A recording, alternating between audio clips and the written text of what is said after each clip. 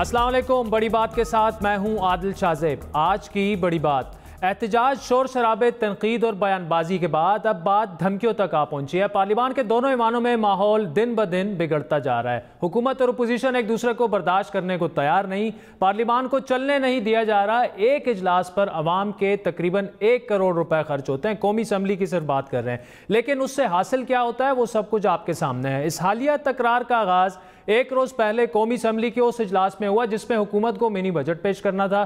ताहम अपोजिशन का एहतजाज और कायदे हिज़्ब इख्तिलाफ शहबाज शरीफ की तकरीर हुकूमत को नागवार गुजरी। जवाब में वज़ीर आज़म इमरान खान के मुआविन ख़ुसूसी नईमुल हक ने गैर ज़रूरी एक ट्वीट की कि शहबाज शरीफ और उनके हवारियों को इमरान खान पर ज़ाती हमले की जुर्रत कैसे हुई। क्या शहबाज शरीफ चाहते हैं कि वो जेल में मज़ीद वक्त गुजारें, और क्या वो चाहते हैं कि उनका प्रोडक्शन ऑर्डर मनसूख किया जाए। अगर मुस्लिम लीग नून का यही रवैया रहा और जो है नज़र आ रहा है, मैंने अभी स्पीकर साहब से और वज़ीर आज़म साहब से बात की है, मैं समझता हूं कि इसके प्रोडक्शन ऑर्डर को वापस ले लेना चाहिए। इस शख्स ने अगर इसी बदतमीज़ी का और इसी गैर संजीदा हरकत इसने की तो ये जो मुजरिम है इस पर नैब ने इल्ज़ामात लगाए हैं, ये जो जेल में है, क्या जवाब है इसका कौमी असम्बली में आने का, आप मुझे बताएं। और इनके जितने भी चमचे जो पीछे से गालियां निकाल रहे थे वज़ीर आज़म को, बुरा भला कह रहे थे, मैं समझता हूँ इन सब के सब ये हमारी कौम के लिए बाइस शर्म है कि ऐसे लोग कौमी असम्बली में बैठे हैं। कि क्या शहबाज शरीफ का रवैया जो आज एक मुनाफिकाना रवैया था और वो बैठा रहा भीगी बिल्ली की तरह, जब उसके लोग पीछे से शोर मचा रहे थे हाथ हिला के कहता है कि चुप हो जाओ, कोई चुप नहीं हुआ। कि ये लोग बदतमीज हैं, ये लोग जाहिल हैं, ये लोग मुनाफिक हैं। कौमी असम्बली में इनका कोई रोल मुझे नजर नहीं आ रहा। अंदाज़े गुफ्तगू नोट करें नाजरीन, ये हैं वज़ीर आज़म के मुआविन ख़ुसूसी। अगर नईमुल हक ने अपोजिशन लीडर को ईवान से दूर रखने की धमकी दी थी तो आज अपोजिशन PTI से भी एक कदम आगे बढ़ी। नून लीग पाकिस्तान तहरीक इंसाफ को नाज़ेबा और धमकी आमेज़ बयानात पर शदीद तनकीद का निशाना बनाती रही है, लेकिन आज उन्होंने खुद क्या कहा और किया वो आप सुन लें। और ये अफसोस की बात है कि आज मुल्क का वज़ीर आज़म मुल्क की पार्लियामेंट को की हद तक कर रहा है, मुल्क में कौमी असम्बली के अंदर अपोजिशन की हद तक कर रहा है, और लीडर ऑफ अपोजिशन को और अपोजिशन के मेंबरान को धमकियां दे रहा है। तो मैं ये उनको बताना चाहता हूं कि अगर लीडर ऑफ अपोजिशन असम्बली में नहीं आएगा तो फिर इंशाअल्लाह लीडर ऑफ द हाउस भी असम्बली में नहीं आएगा। देखें, 6 महीने के बाद जो है वज़ीर आज़म जो है आए हैं ऐवान में और वो नाराज़ होकर चले गए और रुस गए।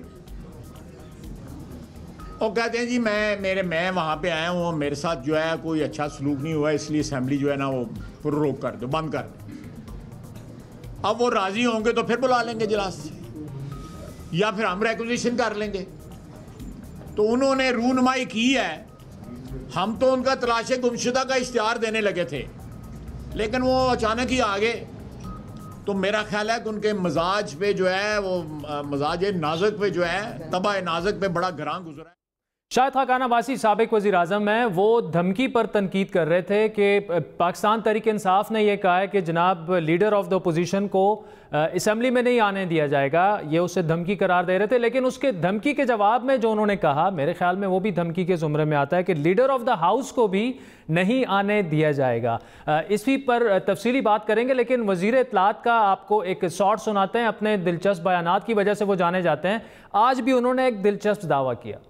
बिल्कुल लगता है कि जैसे आप किसी बाज़ार में आ गए, ताने कसे जाते हैं, फ़िक्रे कसे जाते हैं, असम्बली का माहौल नहीं रहता। इल्ज़ाम तो हम पे है, मुझे कहते हैं असम्बली का माहौल ख़राब हो जाता है जब आप तकरीर करें। मेरी आप सारी तकरीरें उठा के देख लें, एक किसी को गाली नहीं होगी। हमें पार्लियामेंट का बड़ा एहतराम है, लेकिन अपोजिशन को वज़ीर आज़म का भी एहतराम करना होगा। मैं हैरान हूँ जब कल शहबाज शरीफ साहब ने कहा कि सिलेक्टेड प्राइम मिनिस्टर, यानी जनरल ज़ियाउल हक की हैचरी से निकले हुए ब्रायलर अगर इमरान खान को सिलेक्टेड प्राइम मिनिस्टर कहें तो इस पर हैरत ही होगी। फवाद चौधरी साहब आज वज़ीर आज़म के एहतराम के तालिब भी हैं और पार्लियामेंट के एहतराम का वो दावा भी कर रहे हैं। ताहम उन्हीं की जुमात और वो खुद माजी बईद नहीं बल्कि माजी करीब में उन्होंने क्या किया, उन्होंने कहा मेरी सारी तकारीर उठा के देख लें, सिर्फ हल्का सा शॉट उनका होगा, बाकी तहरीक इंसाफ का भी होगा, लेकिन ये बड़ा इंटरेस्टिंग शॉट्स हैं, तो देखिए आप जरा। पार्लियामेंट के ऊपर वाकई मैं लानत भेजता हूं, लानत हो इस पार्लियामेंट पे। हमारा राष्ट्र पार्लियामेंट एक नाजायज धांधलीशुदा इलेक्शन वाली पार्लियामेंट है। पार्लियामेंट जिसमें 40 लोग बैठे हुए हैं, हम उधर जा रहे हैं और वो मुझे पता है कांप रहे हैं। जब कौमों की क़यादत बेशर्म और बेगैरत हो जाए तो उसकी क़यादत नवाज शरीफ जैसी क़यादत रह जा सकती है, जो चोर भी, डाकू भी, लुटेरा भी, बेईमान भी, करप्ट भी, नासिक भी, चोर भी, खाइन भी, नार भी। तो सर डाकू है, डाकुओं को डाकू ना कहें तो क्या कहें। अब बात यह है कि ये मुझे नहीं समझ आता कि लूट मार तो पार्लिमानी है और डाकुओं को डाकू कहना जो है वो पार्लिमानी नहीं। अगर स्पीकर असद कैसर के लिए कौमी असम्बली का ऐवान चलाना मुश्किल हो रहा है तो चेयरमैन सादिक संजरानी के लिए सेनेट को संभालना महाल हो गया है। चेयरमैन सेनेट ने वज़रा की मुसलसल गैर हाजिरी पर वज़ीर आज़म से जवाब तलब किया है। कौमी असम्बली के इजलासों में अरबों रुपए खर्च होते हैं, सेनेट के इजलासों पर भी तकरीबन उसी तरह खर्च होता है, लेकिन वहाँ असल काम की बजाय आजकल जो हो रहा है, क्लिप्स आप देख चुके हैं। कौमी असम्बली का इजलास एक बार फिर आज गैर मुअय्यना मुद्दत के लिए मुलतवी हो गया। हालांकि होना ये चाहिए था, फाइनेंस बिल पेश किया गया, उसे जो है मंजूर किया जाता, लेकिन इजलास मुलतवी करना पड़ा स्पीकर को। जो कुछ हुआ कल इजलास में या आज, मौजूदा पार्लिमानी साल में अभी तक 35 कौमी असम्बली के इजलास हो चुके हैं, उनमें से सिर्फ 4 बिल अभी तक मंजूर हो पाए हैं। बड़ा सवाल यह है कि क्या पार्लिमान अवामी मसाइल के हल की दादरसी करने वाले इदारे की बजाय जो है वो एक डिबेटिंग क्लब, और वो भी ऐसा डिबेटिंग क्लब के जिसमें एक दूसरे को नीचा दिखाने की कोशिश की जाती है, वो मरकज़ बन चुका है। ऐसे में सीनियर पार्लियामेंटेरियंस का किरदार अहम तो है, लेकिन क्या सीनियर पार्लियामेंटेरियंस भी ये मस्बत और तामीरी किरदार अदा कर पा रहे हैं? बात करेंगे साबिक चेयरमैन सेनेट वसीम सजाद साहब हमारे साथ मौजूद हैं। इसके अलावा पिल्डेट के सरबरा अहमद बिलाल महबूब साहब भी हमारे साथ मौजूद हैं।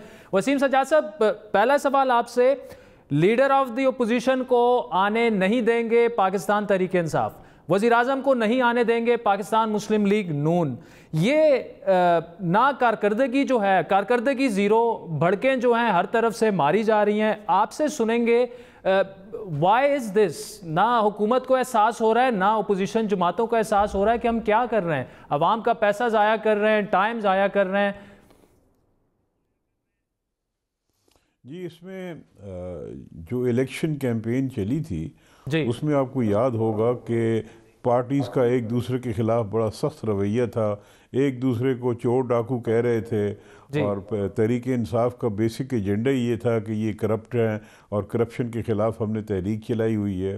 तो ये बहरहाल एक इलेक्शन में एक्सपेक्टेड होता है कि भी इस किस्म की बातें होंगी, लेकिन जब इलेक्शन हो जाता है तो उसके बाद जब असेंबली को चलाना है, हुकूमत ने अपने काम करने हैं, तो उस वक्त फिर मैं समझता हूँ कि ज़्यादा ज़िम्मेदारी हुकूमत पे आती है कि वो हालात को काबू में रखें, बैलेंस में रखें, और ऐसे हालात ना बन जाएं कि हुकूमत चलाना मुश्किल हो जाए और अवाम का जो एतमाद है पार्लियामेंट पे और जमहूरियत पे, वो एतमाद ख़त्म हो जाए। तो मैं देख रहा हूँ कि इस वक्त जो टेम्परेचर है, जिस तरह की बातें हो रही हैं, वो बहुत ज़्यादा सख्त हो रही है दोनों जानिब से। अपोजिशन भी बड़ी सख्त बातें कर रही है और हुकूमत भी बड़ी सख्त बातें कर रही है।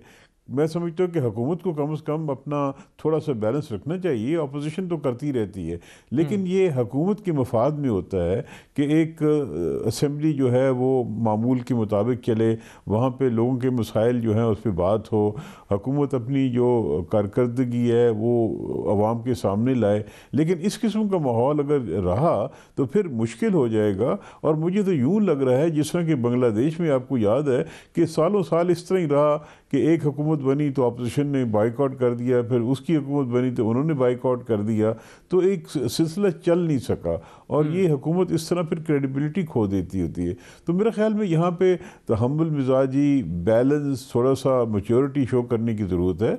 और ज़्यादा मैं समझता हूँ हुकूमत को चाहिए कि वो हालात को एक काबू में रखें, ज़्यादा ऐसी सख्त बातें न करें, क्योंकि इलेक्शन ख़त्म हो चुका है, अब ये है कि मिलजुल के बातचीत करके, क्योंकि पार्लियामेंट में ज़्यादा यही होता है कि एक दूसरे को कन्विंस करने की ज़रूरत होती है, बातचीत की ज़रूरत होती है, कोई मुश्किल हालात आ जाएं तो फिर बैठ के कॉम्प्रोमाइज़ भी हो जाते हैं। लेकिन यहाँ पे वो बात मुझे नज़र नहीं आ रही, और मैं समझता हूँ कि तमाम पार्टियों को और ख़ुसूसन गवर्नमेंट को इसकी तरफ सोचना चाहिए। वसीम सजाद साहब, बिल्कुल आपकी बात के इलेक्शन कैंपेन जिस तरह चली, लेकिन अब तो हुकूमत को कायम हुए 5-6 माह का अरसा गुजर चुका है, और होना ये चाहिए कि ओपोजिशन जो है वो तनकीद करे, गवर्नमेंट ने डिलीवर किया नहीं किया, 100 डे प्लान को उठाएं। आज जो कल उन्होंने फाइनेंस बिल पेश किया उस पर डिबेट होनी चाहिए थी, लेकिन ओपोजिशन का भी एतराज़ ये है कि पाकिस्तान तहरीक इंसाफ अब भी शायद उसी मोड में जब वो कंटेनर्स पर चढ़े हुए थे, और बार बार इसी सेंटेंस का इस्तेमाल भी होता है। अहमद बिलाल महबूब साहब, आपकी तरफ आते हैं। इससे पहले कि इस डिबेट को आगे बढ़ाया जाए, सर ये बताइए कि कौमी असम्बली के एक सेशन पर अंदाज़तन कौम के कितने पैसे खर्च होते हैं? पिलडेट के पास उसके आदाद शुमार भी हैं, इसी तरह सेनेट के भी, आपसे सुनना चाहेंगे। देखें, कुछ अर्सा पहले मैंने जब बजट देखा था कौमी असम्बली का जी, तो वो कोई तकरीबन 3 बिलियन रुपीस था एक साल का। थोड़ा सा ज़्यादा हो गया होगा। अगर उसको आप तकसीम कर दें 365 दिनों के ऊपर, तो तकरीबन कोई 1 करोड़ रुपया समझ लीजिए रोज़ाना का ख़र्चा है एवरेज। और अगर आप 130 दिन चुके असम्बली का इजलास होता है, तो एक मीटिंग डे की अगर आप एवरेज निकालेंगे तो कोई 2.5 करोड़ रुपए के करीब खर्च होता है टैक्स पेयर्स का। तो ये तकरीबन अखराजात हैं। सेनेट में इससे कम अखराजात होते हैं क्योंकि वहाँ मेंबर कम होते हैं, लेकिन मेरे जहन में इस वक्त उनके अदाद शुमार ताज़ा नहीं है। लेकिन आपके नाजरीन को एक अंदाजे के लिए ये काफ़ी होगा बताना कि 1 करोड़ रुपया कम से कम रोज़ाना का खर्चा होता है। ठीक है अहमद बिलाल साहब, ये 1 करोड़ तकरीबन आपने कहा सिर्फ कौमी असम्बली का, तो क्या आप समझते हैं पिछले, अगर बाकी माजी की बात नहीं करते, पिछले 5 महीनों की अगर बात की जाए, जब से ये मौजूदा असम्बली आई है, तकरीबन हर दूसरे दिन कुछ ना कुछ ऐसा हो जाता है कि उसकी वजह से सेशन को पोस्टपोन करना पड़ता है, मुलतवी हो जाता है। एक दूसरे के लिए जिस तरह की ज़बान इस्तेमाल कर रहे होते हैं, बाज़ औक़ात तो हम दोबारा उसको रिप्रोड्यूस करके टीवी पर भी चलाने से कतरा रहे होते हैं। ये कॉन्डक्ट जो है, जिस तरह वसीम सजाद साहब ने कहा कि इलेक्शन कैंपेन भी इसी तरह एक बिटर इलेक्शन कैंपेन थी, लेकिन अब इट्स अबाउट टाइम कि गवर्नमेंट को उस माइंडसेट से निकल आना चाहिए और डिलीवरी पर बात करनी चाहिए। लेकिन साथ साथ ओपोजिशन को भी अगर देखा जाए तो ओपोजिशन का भी किरदार कोई ज़्यादा मजबूत नहीं है व्हेन इट कम्स टू जिस तरह की लैंग्वेज इस्तेमाल हो रही है। देखिए, आइडियल बात तो यही है कि ये बहुत अच्छे तरीके से पार्लिमानी रिवायात के मुताबिक काम चलाएं, अपोजिशन भी एहतराम करे वज़ीर आज़म का, और हुकूमत के साथ जो बात सही है उसके साथ कोऑपरेट करे, और हुकूमत भी अपोजिशन को साथ लेके चलने की कोशिश करे। ये दुरुस्त है, ये आइडियल, ये बात सही है। लेकिन ये पाकिस्तान के कॉन्टेक्स्ट में या दुनिया के किसी और मुल्क में भी जहां अपोजिशन और हुकूमत के दरमियान इलेक्शन से पहले बहुत बिटर किस्म का एक कॉन्टेस्ट हुआ हो और उसके नतीजे में फिर हुकूमत बदली हो और अपोजिशन का पॉइंट ऑफ व्यू ये हो साबिका हुकूमत का, यानी कि हमें बहुत नाजायज़ तरीके से हरवाया गया है और इसलिए एक बिल्कुल नाजायज़ हुकूमत वजूद में आई है, तो फिर ये बिटरनेस जो है ये अचानक तब्दील हो जाए हुकूमत पे आने के बाद और हुकूमत बन जाने के बाद और असम्बली वजूद में आने के बाद, ये मुमकिन नहीं होता। इसको कुछ वक्त लगता है, इस पर कुछ ज़ोर आजमाई होगी, दोनों अपना मौक़िफ़ पेश करेंगे, एक दूसरे को आजमाएंगे कि हम कहाँ तक स्पेस ले सकते हैं, वो कहाँ तक ले सकते हैं। 2002 की असम्बली अगर आपको याद हो, अभी वसीम सजाद साहब तो कहीं और का जिक्र कर रहे थे, लेकिन 2002 की असम्बली में भी पूरा 1 साल तकरीबन कोई कानून साजी नहीं हुई थी, क्योंकि उस वक्त वो 17th अमेंडमेंट का मामला था, उस पर अपोजिशन मुसलसल प्रोटेस्ट कर रही थी और वो रोज़ यही होता था कि सेशन के दौरान वो लोग खड़े हो जाते थे, डेस्क बजाते थे, शोर मचाते थे, गवर्नमेंट को तकरीर नहीं करने देते थे। और फिर इस तरह साल हो गया और फिर उसके बाद एक कंप्रोमाइज सा हो गया और उसके नतीजे में फिर बात आगे बढ़ी। तो ये मैं समझता हूँ कि किसी हद तक ये बात समझ में आने वाली है, लेकिन इसको जितनी देर ये चलाएंगे उतनी देर हुकूमत की साख भी ख़राब होगी और अपोजिशन की भी कोई इज़्ज़त पे इजाफा नहीं होगा, और इन जनरल ये हमारी डेमोक्रेसी उसके ऊपर एक बुरा हर्फ आएगा। और हम बहुत तनकीद करते हैं कि दूसरे जो गैर जमहूरी या अनइलेक्टेड लोग हैं वो फिर बाद में स्पेस लेते हैं, तो वो स्पेस इसी तरह लेते हैं कि जब आप अपना काम नहीं करते तो फिर वो लोग ज़ाहिर है वैक्यूम के अंदर ऑपरेट करते हैं, कुछ काम होने होते हैं। तो अहमद बिलाल साहब, आप बल्फाज़े दीगर जमहूरी ख्याल करना चाहिए।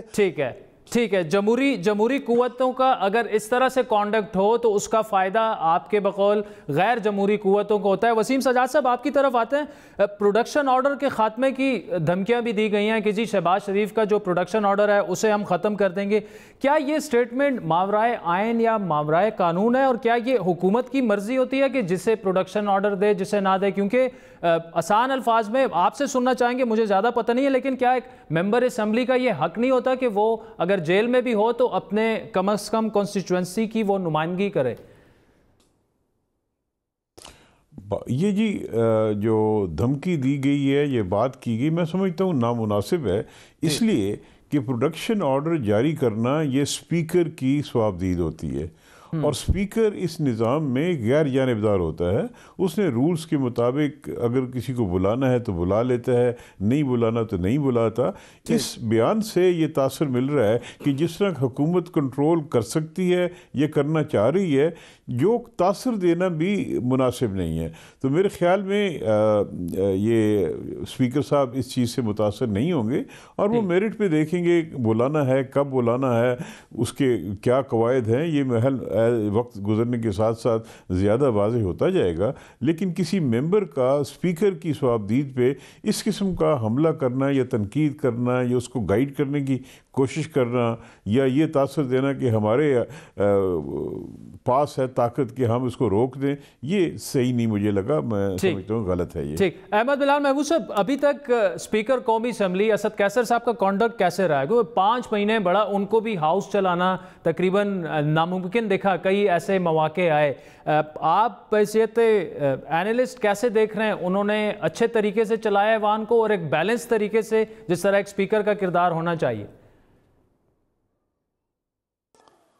मेरे ख्याल में असद कैसर साहब चूँकि काफ़ी तजुर्बाकार हैं, उन्होंने 5 साल खैबर पख्तूनख्वा के असम्बली के अंदर कार्रवाई चलाई है, तो वो तजुर्बा भी है और बड़े ठहरे मिजाज के इंसान हैं। तो मेरे ख्याल में उन्होंने तो चीज़ों को बहुत अच्छी तरह संभाला है अब तक।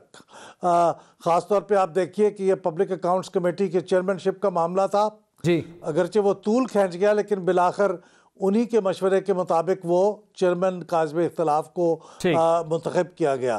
तो मेरे ख्याल में कार्रवाई वो तो बहुत ठहराव से चला रहे हैं। और मैं आपका अगर मैं इजाज़त दें, जो प्रोडक्शन के बारे में बात थी, इसमें एक नुक्ता ये भी है कि जो कौमी असम्बली का कायदा है, कायदा नंबर 108, वो असल में स्पीकर को भी इख्तियार देता है और कमेटी के चेयरमैन को भी इख्तियार देता है। किसी पब्लिक अकाउंट कमेटी के चेयरमैन की आप बात कर रहे हैं? कमेटी की किसी कमेटी का चेयरमैन अपनी कमेटी की जब इजलास हो तो उसके मेंबर्स के लिए भी प्रोडक्शन ऑर्डर जारी कर सकता है।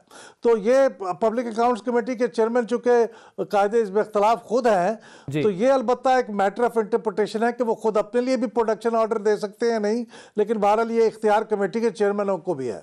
ठीक है, अहमद बिलाल महबूब साहब, आपसे आखिरी सवाल, फिर वसीम सजाद साहब की तरफ बढ़ते हैं कि कोड ऑफ कॉन्डक्ट की अगर बात की जाए, और दूसरा ये कि स्पीकर कौमी असम्बली के पास क्या इख्तियारात हैं कि अगर उस कोड ऑफ एथिक्स या कॉन्डक्ट को असम्बली के किरदार फ्लोर पे जो कॉन्डक्ट होना चाहिए अगर उसे फॉलो ना किया जाए तो स्पीकर कौमी असम्बली के पास क्या इख्तियार है? सस्पेंशन हो सकती है ऐसी सूरत में? देखिए, मेरे सामने इस वक्त पूरी तरह कायदा तो नहीं है, लेकिन मेरे ख्याल में वो असम्बली से किसी रुकन को खारिज तो कर सकते हैं कि उस वक्त उस इजलास से उसे निकाल दिया जाए। अगर वो खुद ना भी निकलें तो फिर हत्ता के सार्जेंट ऑफ आर्म्स के ज़रिए ज़बरदस्ती भी निकलवाया जा सकता है।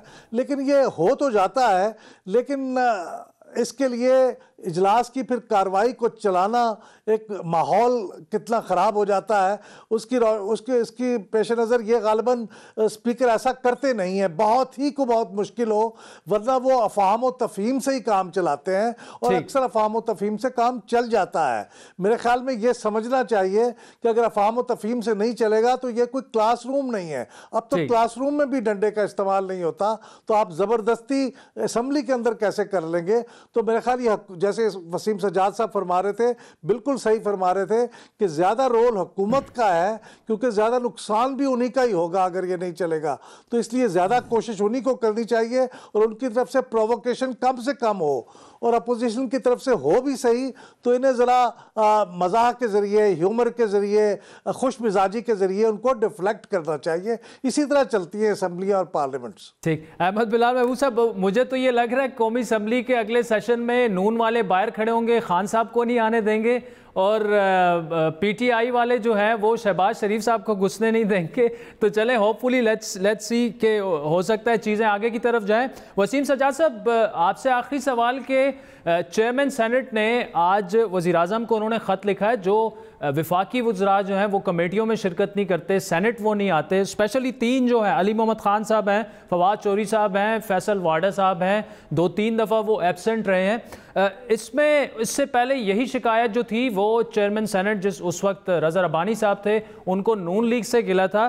तो क्या कवायद और ज़वाबित के मुताबिक इनको मस्ट अटेंड करना होती हैं वो मीटिंग्स, और कितनी दफ़ा अगर वो एब्सेंट हो जाएं तो फिर आप जो हैं कुछ कार्रवाई कर सकते हैं, जिस तरह आज चेयरमैन सेनेट ने वज़ीर आज़म से जवाब तलबी किया, उन्होंने एक लेटर लिखा है।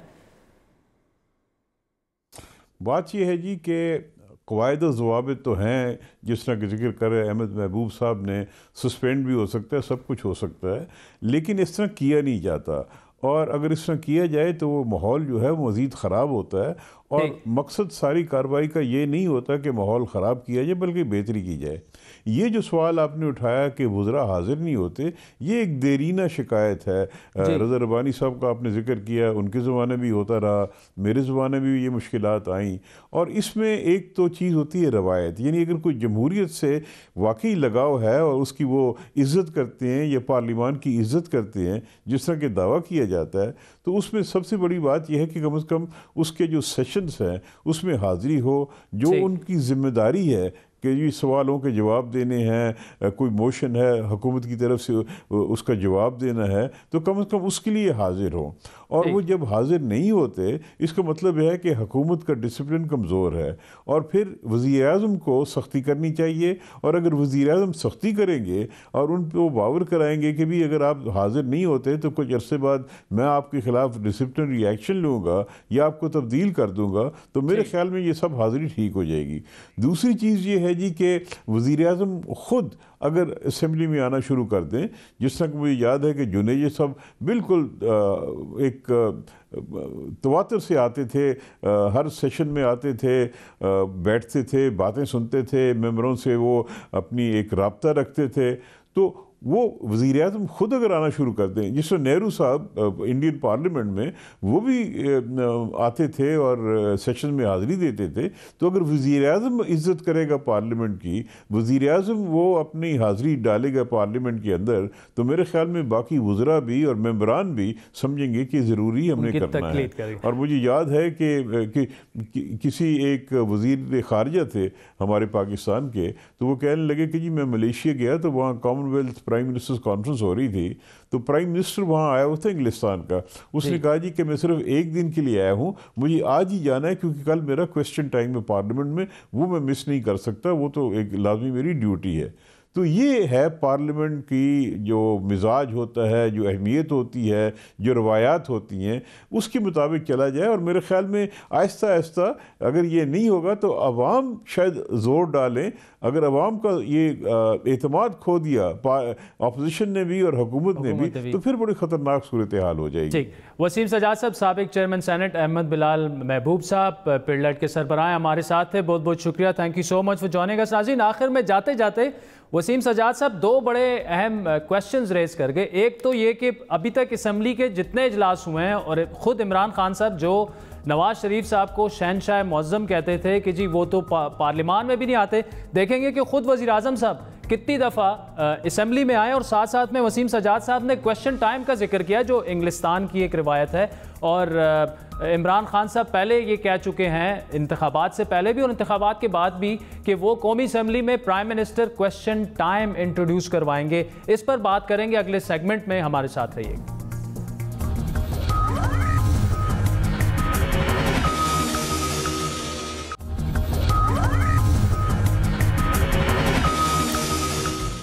वेलकम बैक नाज़रीन। ब्रेक से पहले बात हो रही थी वसीम सजाद साहब सीनियर पार्लियामेंटेरियन, वो कई बार रह चुके हैं, चेयरमैन सेनेट वो रह चुके हैं। इसके अलावा अहमर बिलाल महबूब साहब जो कि पार्लियामेंट के जो कवानीन हैं उसे अच्छा खासा समझते हैं, पिल्डेट के सरबराह हैं। उन्होंने जो क्वेश्चंस रेज किए, जो अपोजिशन का किरदार अदा करना चाहिए अपोजिशन को और जो गवर्नमेंट को किरदार अदा करना चाहिए, खुसूसन दोनों ने जो बातें की उससे ज़्यादा जिम्मेदारी जो है ऐवान चलाने की और आगे बढ़ने की उन्होंने गवर्नमेंट पर डाली कि ये गवर्नमेंट की ये बात होती है। लेकिन आज जिस तरह से मुस्लिम लीग नून ने कहा कि वो भी अगर लीडर ऑफ द अपोजिशन को नहीं आने दिया जाएगा तो वो इंश्योर करेंगे कि लीडर ऑफ द हाउस भी पार्लियामान में दाखिल ना होने पाए। हमारे साथ इस वक्त मौजूद है पाकिस्तान पीपल्स पार्टी के सीनियर रहनुमा साबिक वफाकी वज़ीर इत्तलात कमर ज़मान कायरा साहब। कायरा साहब, ये सारा सब कुछ आपके सामने है। एक बड़े एक सिविलाइज्ड पार्लियामेंटेरियन के तौर पर आपको जाना जाता है और इसी तरह पॉलिटिशियन के तौर पर भी।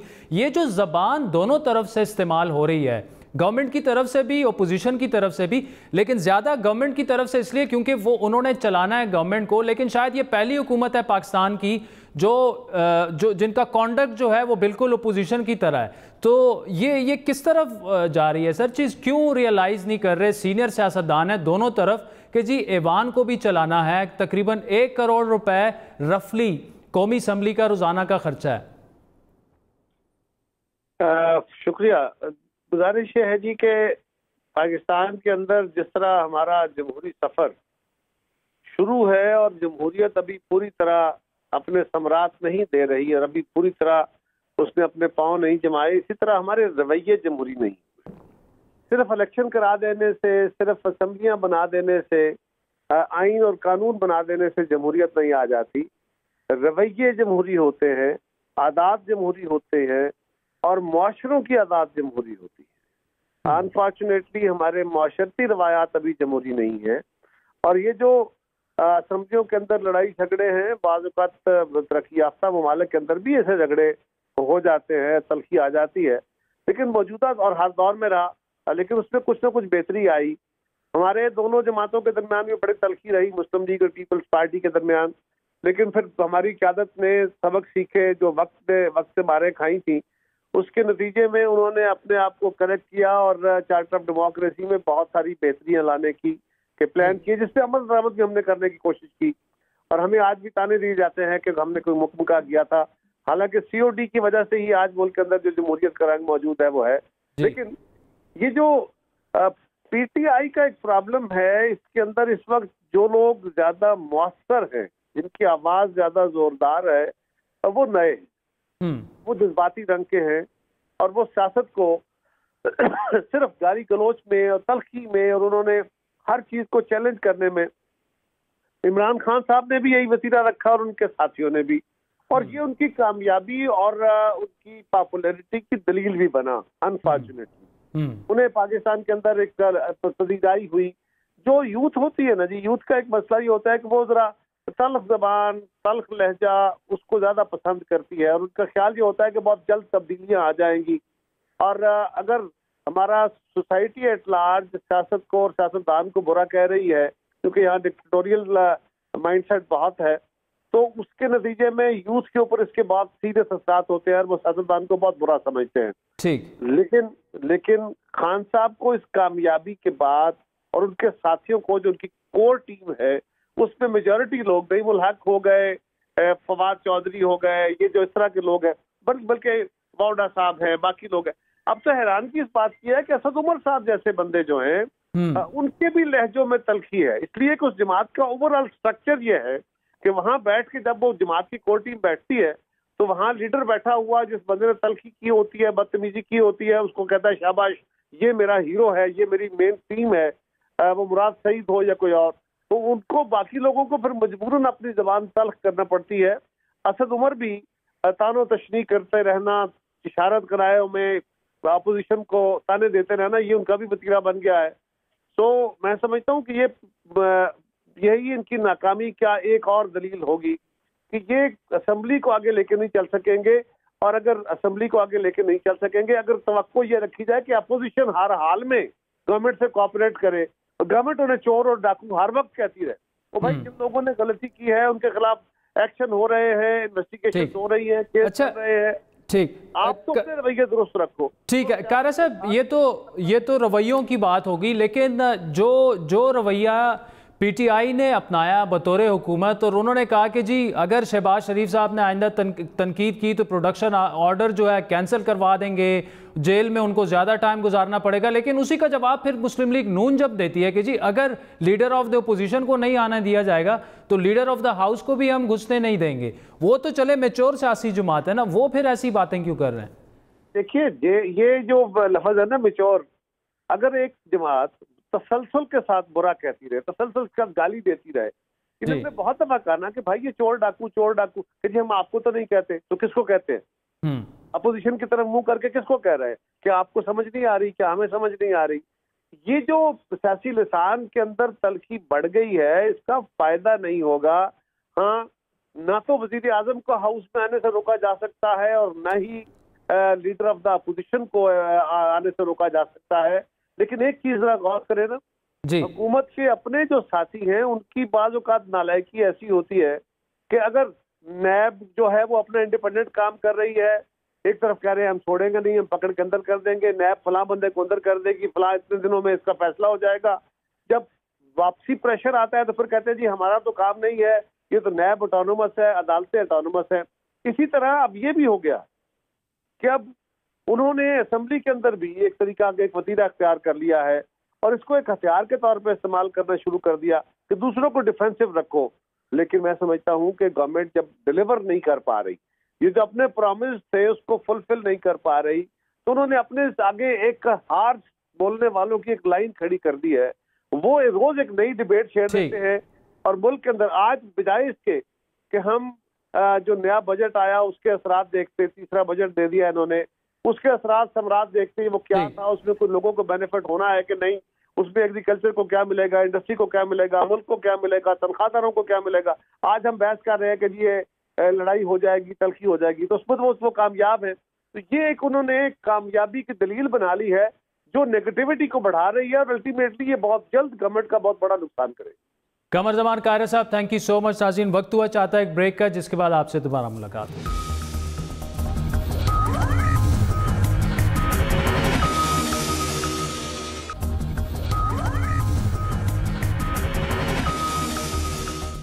वेलकम बैक नाज़रीन। पाकिस्तानी हुकूमत का एक गैर मामूली और मस्बत फैसला, जिससे मुल्क में टूरिज्म और मईशत को बेपनाह फ़ायदा हो सकता है। वफाकी काबीना की जानिब से नई वीज़ा पॉलिसी मुतारिफ कराई जा रही है, जिसके तहत अब दुनिया भर के तकरीबन 175 ममालिक को ई वीज़ा मिल सकेगा, जबकि 50 ममालिक के शहरी पाकिस्तान आमद पर अब वीज़ा हासिल कर सकेंगे। इस पॉलिसी की एक और अहम बात यह है कि गैर मुल्की टूरिस्ट के लिए आज़ाद जम्मू कश्मीर और गिलगित बल्तिस्तान जाने के लिए पहले NOC चाहिए होता था, अब वो पाबंदी भी ख़त्म कर दी गई है। जबकि इसके अलावा ब्रिटिश ऑरिजिन जो इंडियंस हैं या अमेरिकन ऑरिजिन इंडियंस हैं, उन्हें भी अब पाकिस्तान में वीज़ा ऑन अराइवल की सहूलत हासिल हो गई है। इसके अलावा तिजारती वीज़े की सहूलत भी 96 ममालिक के लिए बढ़ा दी गई है, जिसके बाद पाकिस्तान में काम करने वाले लोग जो हैं उन्हें 7 से 10 दिन में वीज़ा दिया जा सकेगा। 175 मुल्कों को ई वीज़ा की सहूलत दे दी गई है। 175 मुल्कों को, 50 ममालिक को वीज़ा ऑन अराइवल की सहूलत दे दी है, जिसका प्रैक्टिकली मतलब ये है कि उनको वीज़ा एग्जेम्पशन हो गई है। वो जब उतरेंगे जहाज़ से अपना वीज़ा यहीं पे लगवा लिया करेंगे। टूरिस्ट हैं उनको ओपन कैंटोनमेंट्स में, आज़ाद कश्मीर में, आज़ाद जम्मू और कश्मीर में और गिलगित बल्तिस्तान में जाने के लिए NOC की ज़रूरत नहीं होगी। नया तय ऐलान है क्योंकि अब तक इन इलाकों में जाने वाले गैर मुल्की टूरिस्ट को इंटीरियर मिनिस्ट्री से एक NOC लेना होता था, लेकिन अब यकीनी तौर पर पाकिस्तान के शुमाली इलाकों में इस साल गैर मुल्की सयाहों की तादाद में गैर मामूली हद तक इजाफा हो सकता है, क्योंकि हालिया दिनों में गिलगित बल्तिस्तान की खूबसूरत वादी हुंजा और दीगर शुमाली इलाकों में मकामी और गैर मुल्की सयाहों की दिलचस्पी काफ़ी हद तक बढ़ी है, जिसका एक सबूत दिसंबर के महीने में बैनुल अक़वामी मैगजीन फोर्ब्स की जानिब से जारी करदा उन 10 ममालिक की फहरिस्त में पाकिस्तान का नाम शामिल होना है, जिनके बारे में यह कहा गया है कि इन ममालिक की सैर जो है या इन ममालिक को विजिट ज़रूर करना चाहिए। लेकिन एक बड़ी शिकायत गैर मुल्की टूरिस्ट की जानिब से ये की जाती थी कि पाकिस्तान का वीज़ा हासिल करने का तरीक़ाकार नहायत वक्त तलब है, पेचीदा है। नई वीज़ा पॉलिसी का बड़ा फ़ायदा मकामी और गैर मुल्की मईशत को ज़रूर होगा। वाज़ेह रहे कि इस वक्त पाकिस्तान में टूरिज़म की इंडस्ट्री तकरीबन 20 अरब डॉलर के लगभग है, लेकिन world travel and tourism council की 2017 की रिपोर्ट के मुताबिक आइंदा 10 सालों में ये इंडस्ट्री 36 अरब डॉलर्स तक पहुंच सकती है। हुकूमत को भी इस बात का इदराक है कि टूरिज़म की इंडस्ट्री में काफ़ी पोटेंशल है और ख़ित्ते के दीगर ममालिक की तरह मुल्की मईशत में भी सयाहत का फ़रोग़ एक अहम किरदार अदा कर सकता है। हमारा मुल्क जो है ये टूरिज़म के लिए एक जन्नत है, जहाँ पे हमारा कई मुल्क हैं, जैसे मलेशिया है। वहाँ पे जब प्राइम मिनिस्टर साहब गए तो उनको बताया गया कि यहाँ पे 20 बिलियन डॉलर की टूरिज़म है और मलेशिया के पास सिर्फ बीचेस हैं। टर्की के पास टूरिज़म 40 बिलियन डॉलर का है। हमारा मुल्क जो है इसमें माउंटेन टूरिज़म है, रिलीजियस टूरिज़म है, बीच टूरिज़म है और शहरों का हमारे यहाँ तो फूड का बहुत बड़ा टूरिज़म। बिलाशुबा वीज़ा पॉलिसी में नरमी एक बड़ा कदम है, जिससे पाकिस्तान में टूरिज़म और बिजनेस के मैदान में मजीद सरमायाकारी आ सकेगी और गैर मुल्कियों के लिए आसानियाँ भी पैदा होंगी। लेकिन अहम सवाल यह है कि क्या पाकिस्तान की हुकूमत मकामी सयाहत की इंडस्ट्री को वो सहूलियात देने की तरफ तवज्जो दे सकेगी जो ज़रूरी हैं। इसके अलावा इंफ्रास्ट्रक्चर का जो निज़ाम है क्या वो तैयार हो सकेगा और क्या हमारी टूरिज़म इंडस्ट्री गैर मुल्की सयाहों के लिए तैयार है। चैलेंज एक इंफ्रास्ट्रक्चर का है और उसी लिए इसलिए ज़रूरी है कि पहले तो हम वो साइट्स आइडेंटिफाई करें। जो प्रोविंशियल स्कीम्स हैं वो प्रोविंस करेगा, जो फेडरल में आएगा उसको भी हम आइडेंटिफाई करें। अहम सवाल है सूबों और वफाकी हुकूमत के दरमियान सियाहत के फ़रोग़ के लिए राब्ता कितना बेहतर है और सबसे बड़ा सवाल यह है कि इस वीज़ा पॉलिसी के बाद हुकूमत के अंदाज़ों के मुताबिक टूरिज़म इंडस्ट्री जो है वो मुल्की मईशत में कितना हिस्सा डालेगी। बात करेंगे खैबर पख्तूनख्वा के सीनियर वज़ीर और टूरिज़म के भी वज़ीर हैं आतिफ़ खान साहब हमारे साथ मौजूद हैं। आतिफ़ खान साहब, अभी वीज़ा पॉलिसी का तो ऐलान हुआ है, लेकिन जितने टूरिस्ट ज़्यादा होंगे क्या उनके लिए हमारे एयरपोर्ट्स तैयार हैं, क्या हमारी होटलिंग इंडस्ट्री उनके लिए तैयार है? क्या आप समझते हैं कि गैर मुल्कियों के लिए सिक्योरिटी के इक़दाम ठीक तरीके से हो गए हैं? क्योंकि गैर मुल्की सयाह जो है उनको एक बड़ा कंसर्न जो था वो लॉ एंड ऑर्डर की सिचुएशन, सिक्योरिटी की सिचुएशन थी। बहुत शुक्रिया शाहज़ेब। सबसे पहले तो बात यह है कि हमारा जो टूरिज़म का पोटेंशल है ये पहली दफ़ा किसी हुकूमत ने इसको आइडेंटिफाई किया है और इसके पोटेंशल को जाना है कि कितना बड़ा पोटेंशल है। और वो भी आप देख लें कि मुल्कों के पास एक चीज़ होती है, हमारे पास अल्हम्दुलिल्लाह काफ़ी सारी चीज़ें हैं जिसको टूरिज़म को हम टूरिस्ट को अट्रैक्ट कर सकते हैं, लेकिन कभी इसको प्रॉपरली यूटिलाइज़ नहीं किया गया। तो प्राइम मिनिस्टर ने खुसूसन जब हमारी सूबे में गवर्नमेंट थी उस वक्त हमें प्रॉब्लम्स नज़र आते थे कि फेडरल गवर्नमेंट की तरफ से या क्या क्या प्रॉब्लम्स हैं, उसमें सूबा तो अपनी हद तक जो कर सकता है वो करते हैं, लेकिन फेडरल गवर्नमेंट के हवाले से दो बड़ी चीज़ें थी। एक था वीज़ा का, वीज़ा रिजीम, चाहे वो वीज़ा ऑन अराइवल का हो या NOCs का इशू हो फॉरनर्स के लिए, ये बहुत बड़ा इशू था जो कि उस वक्त हमारे ऑब्वियसली हाथ में नहीं था। और दूसरा था पाकिस्तान को प्रोजेक्ट करने का। 18th अमेंडमेंट के बाद फेडरल गवर्नमेंट में कोई टूरिज़म की मिनिस्ट्री नहीं है जी, वो सूबों के पास ये एक बहुत बड़ा टूरिज़म का ड्रॉबैक था कि पाकिस्तान को as a tourist destination, Pakistan को एज ए कंट्री पूरी दुनिया में इंटरनेशनल लेवल पे कोई वहाँ पे कोई प्लेटफॉर्म नहीं था जो कि पूरी दुनिया में पाकिस्तान को प्रोजेक्ट कर सके। उसके लिए जो टास्क फोर्स बनी उसकी रिकमेंडेशन आई और आज जिस तरह आप बता रहे हैं कि अल्हम्दुलिल्लाह वो वक्त आ गया है जब हम सोचते थे कि कितने मुल्कों के लिए वीज़ा ऑन अराइवल होगा या क्या क्या डिटेल्स होंगी। तो तकरीबन 100 के ममालिक करीब ऐसे ममालिक हैं जो कि ये फैसिलिटी अवेल करेंगे। लेकिन जो आप स्पेसिफ़िकली बात पूछ रहे हैं कि जी इतने इक्विप्ड या इस हिसाब से देखें, इतनी हमें खुशफहमी नहीं होनी चाहिए कि जी पहले महीने में या पहले 6 महीने में कोई बहुत ज़्यादा लाखों की तादाद में फ़ॉरेन टूरिस्ट आना शुरू हो जाएंगे। आएंगे लेकिन उस पर टाइम लगेगा। जैसे जैसे आना शुरू होंगे, ज़्यादा होते जाएंगे। आतिफ खान साहब देखिए, इस वक्त हमारी टूरिज्म इंडस्ट्री जो है वो 20 अरब डॉलर के करीब है और जो जिस तरह से प्रोजेक्शन की गई है आइंदा 10 सालों में तकरीबन ये 36 अरब डॉलर तक पहुंच जाएगी। तो आज जो आपने इकदाम उठाए हैं ये तो इसके बुनियादी स्टेप्स हैं, लेकिन जो यहाँ तो जो ओवरसीज़ पाकिस्तानी आते हैं उनको इतनी शिकायत होती हैं एयरपोर्ट्स की, सिक्योरिटी की, उनकी जायदादों पर कब्जे हो जाते हैं। तो गैर मुल्की टूरिस्ट के लिए हम कितने तैयार हैं? क्या कोई टास्क फोर्स बनी है? क्या कोई टारगेट्स हमने सेट किए हैं? कोई टाइम लाइन है? ये अहदाफ कब और कैसे हासिल किए जाएंगे? पहली जो बात है वो ये है कि आप पहले एक चीज़ का पोटेंशियल समझें, ठीक, फिर उसमें प्रॉब्लम्स आइडेंटिफाई करें और फिर उसके हल ढूंढें। पहले तो पाकिस्तान को एज अ टूरिस्ट डेस्टिनेशन कभी सोचा ही नहीं गया था। इस वजह से जो आप बातें बता रहे हैं वाकई हकीकत है कि प्रॉब्लम्स होती थी ट्रैवलर्स को, इंटरनेशनल चाहे वो ओवरसीज़ पाकिस्तानीज़ हैं। लेकिन ये कि अभी सारी चीज़ों को हम उस एंगल पे देख रहे हैं। ये आप जिस तरह आज मैंने कहा कि 100 ममालिक के करीब को वीज़ा ऑन अराइवल हो जाएगा, इसी तरह NOCs के मसले ख़त्म हो जाएंगे। तो ओवरसीज़ पाकिस्तानीज़ के लिए भी जैसे जैसे हम उस साइड पे जाते जाएंगे कि टूरिस्ट आना शुरू होंगे, उस हिसाब से हम उनके लिए जिस तरह बिज़नेस में होता है ईज़ ऑफ डूइंग बिज़नेस, इसी तरह टूरिस्ट के लिए हम उनकी ईज़ पहले देखेंगे कि क्या क्या चीज़ें उनको हम सहूलियात दें, किस तरीके से हम उनको हैंडल करें, किस तरीके से starting right from the visa कि वीज़ा से आगे फिर जो भी आगे होता जाएगा तो इंशाल्लाह अच्छा, वक्त के साथ। आतिफ खान साहब देखिए, पाकिस्तान में टूरिज्म इंडस्ट्री को सबसे ज़्यादा नुकसान जो हुआ उसकी बड़ी वजह जो हम पाकिस्तान दहशतगर्दी का शिकार रहा है तकरीबन 10-15 साल।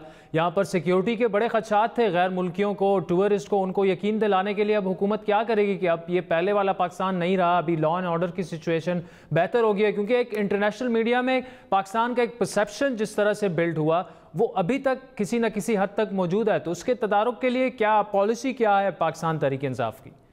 देखिए, दो चीज़ें हैं, एक होती है रियलिटी और एक होती है परसेप्शन।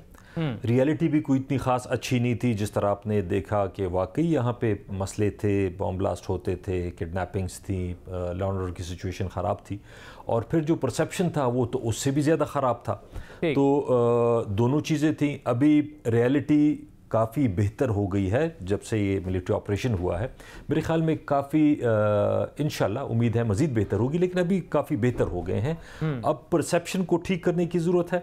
मैं हमेशा ये कहता हूँ कि जिस तरह इंडिया है, इंडिया मैं ख़ुद गया हुआ हूँ, इंडिया कोई इतना अच्छा नहीं है जैसे उसकी परसेप्शन है, पोर्ट्रे किया जाता है कि जी लोगों के जहन में एकदम से बॉलीवुड आता है, लोगों के जहन में एकदम से ये ताजमहल आता है।